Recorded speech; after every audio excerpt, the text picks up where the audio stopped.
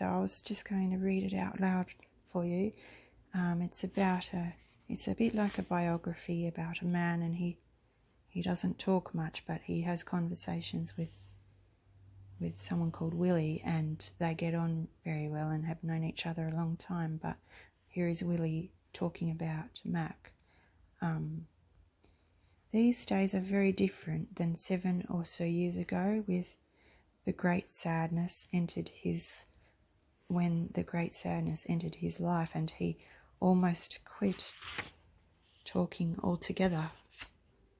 About that time, and for almost 2 years, our hanging out stopped, as if by some unspoken mutual agreement. I only saw Mac occasionally at the local grocery store, or even more rarely at church, and although a polite hug was usually exchanged, not much of any consequence was spoken. It was even difficult for him to look at me in the eyes. Maybe he didn't want to enter a conversation that might tear the scab of his wounded heart. But that all changed after a nasty accident but there I go again, getting ahead of myself. We'll get to know all that in due time. Just to say that these last few years seem to have given Mac his life back and lifted the burden of the great sadness. What happened 3 years ago totally changed the melody of his life.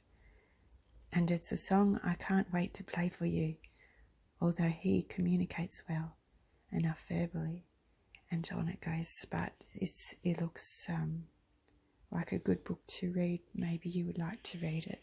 It's called The Shack by William P. Young, and maybe you could get it from Audible if you listen to books. I find that at the moment, if I hear someone talking and things, it comforts me.